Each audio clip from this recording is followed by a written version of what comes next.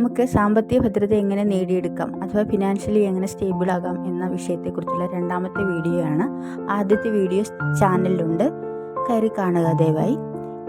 ഇതേക്കുറിച്ച് പറയാനുള്ളത്, നിങ്ങളുടെ കയ്യിൽ ഒതുങ്ങുന്ന തുക കൊണ്ട് ജീവിക്കുക എന്നുള്ളതാണ് ഫിനാൻഷ്യൽ സ്റ്റെബിലിറ്റിക്ക് അത്യാവശ്യം വേണ്ടത്. അനാവശ്യമായി ക്രെഡിറ്റ് കാർഡ് ഉപയോഗിക്കാതിരിക്കുക.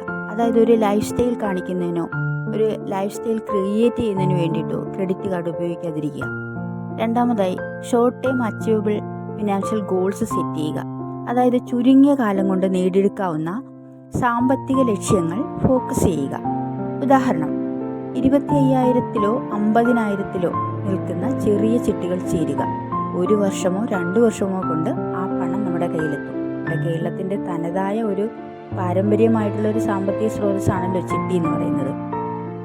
കൃഷിയിലാണെങ്കിലോ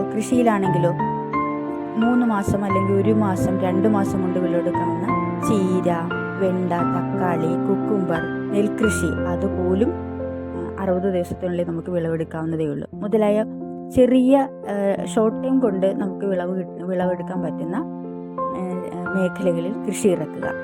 അത് ലീസിനെടുത്തോ റെൻറ്റിനെടുത്തോ സ്ഥലം നമുക്ക് കിട്ടാവുന്നതേ ഉള്ളൂ. അതിൽ കൃഷി ചെയ്യാൻ പറ്റും. മൂന്നാമതായിട്ട് പറയാനുള്ളത്, കണക്ക് കൂട്ടി റിസ്ക് എടുക്കുക. Calculated risk. ഉദാഹരണം, ഒരു നല്ല ജോലിയാണ്, പക്ഷേ അപ്വേർഡ് പൊട്ടൻഷ്യൽ ഇല്ല അഥവാ പ്രൊമോഷൻ സാധ്യതകളില്ലെങ്കിൽ അടുത്ത നഗരത്തിലേക്ക് മാറുക. അവിടെ തുടക്കത്തിൽ ചെറിയ ജോലി ആണെങ്കിലും ഏറ്റവും ജൂനിയർ ആയിട്ടാണ് നമ്മൾ ചേരുന്നതെങ്കിലും പ്രൊമോഷൻ സാധ്യത ഉണ്ടെങ്കിൽ അത് സ്വീകരിക്കുക. ഇനി സാമ്പത്തിക സുരക്ഷിതത്വം കൊണ്ട് എന്താണ് ഉദ്ദേശിക്കുന്നത്?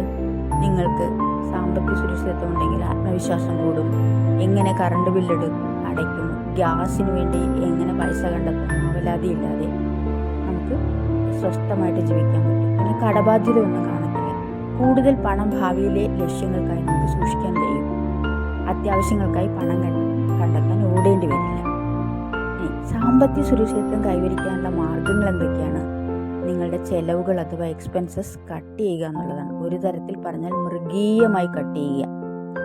എത്രയും കൂടുതലായിട്ട് കടമടച്ചു തീർക്കാൻ പറ്റുമോ അത്രയും കൂടുതൽ വേഗത്തിലും കൂടുതൽ അളവിലും കട അടച്ചു തീർക്കുക.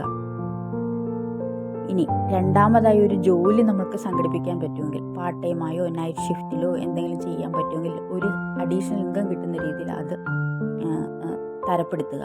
അല്ലെങ്കിൽ ഒരു സൈഡ് ബിസിനസ് ചെയ്യുക. ഇപ്പം നമ്മൾ കൂർഗിലൊക്കെ ചെന്നാൽ അല്ലെങ്കിൽ മംഗലാപുരത്തൊക്കെ ചെന്നാൽ അവിടുത്തെ സർക്കാർ ഉദ്യോഗസ്ഥർ പോലും 5 മണിക്ക് ജോലി സമയം കഴിഞ്ഞ് വീട്ടിലെത്തിയാൽ അവർ ചെറിയ കച്ചവടവുമായിട്ട് ഇറങ്ങും. ചിലപ്പോൾ കപ്പലണ്ടി കച്ചവടമായിരിക്കും, ചിലപ്പോൾ സ്നാക്സ് ആയിരിക്കും, ചിലപ്പോൾ ചീരയായിരിക്കും. അത് അവരുടെ ഒരു എക്സ്ട്രാ ഇൻകമാണ്. അത് നമ്മുടെ സ്ഥിര വരുമാനക്കാർക്ക് അത് പ്രധാനമാണ്, ആ ഒരു എക്സ്ട്രാ ഇൻകം കിട്ടുന്നത്. നിങ്ങളുടെ മാസ നിക്ഷേപമോ അഥവാ ഇൻകം, എങ്ങനെയുള്ള ഇൻകം ആയാലും ഡെയിലി ആയാലും അല്ലെങ്കിൽ മാസമായാലും ആഴ്ചയിൽ കിട്ടുന്നതായാലും അത് 75% അത് ഡെപ്പോസിറ്റായിട്ട് മാറ്റുക. അതാണ് നമുക്ക് സാമ്പത്തിക സുരക്ഷിതത്വം നേടാനുള്ള, ഫിനാൻഷ്യൽ സ്റ്റെബിലിറ്റി നേടാനുള്ള ഏറ്റവും പ്രധാനപ്പെട്ട ഒരു കാര്യം. കടബാധ്യതയിൽ നിന്ന് പുറത്തു വരാനായിട്ട് നമ്മൾ എന്ത് ചെയ്യണം? ആദ്യം നമ്മുടെ അവസ്ഥ എന്താണെന്ന് നമ്മൾ മനസ്സിലാക്കണം. കടമുണ്ടെന്നറിയാം, പക്ഷെ ആ പ്രോബ്ലത്തിൻ്റെ ആഴവും പരപ്പും നമ്മൾ മനസ്സിലാക്കിയെടുക്കണം. അതെങ്ങനെ തിരിച്ചറിയാം? നിങ്ങൾ ഒരു കടം തീർക്കാൻ വേണ്ടി വേറെ കടം വാങ്ങാറുണ്ടോ? നിങ്ങളുടെ വരുമാനത്തിൻ്റെ 40%-ലധികം കടം അടയ്ക്കാനായിട്ടാണോ ഉപയോഗിക്കുന്നത്? നിങ്ങളുടെ ബില്ലുകൾ നിങ്ങൾ ലാസ്റ്റ് നിമിഷം ഓടി കഷ്ടപ്പെട്ട് പണം കണ്ടെത്തിയാണോ അടയ്ക്കുന്നത്? നിങ്ങൾക്ക് കടം മൂലം സ്ട്രെസ് ഉണ്ടാകുന്നുണ്ടോ? ഈ കാര്യങ്ങളൊക്കെ ശരിയാണെങ്കിൽ നിങ്ങൾക്ക് സാമ്പത്തിക പരാധീനതയുണ്ട്. ഇനി എങ്ങനെയാണ് നിങ്ങൾക്ക് ഈ കടത്തിൽ നിന്ന് മോചനം കിട്ടുക? ആദ്യമായിട്ട് വേണ്ടത് നിങ്ങൾ കുറച്ച് സ്റ്റെപ്പ് അതിനുവേണ്ടി എടുക്കുക എന്നുള്ളതാണ്. ഒരു ഫിനാൻഷ്യൽ ബഡ്ജറ്റ് ഉണ്ടാക്കുക എന്നുള്ളതാണ്.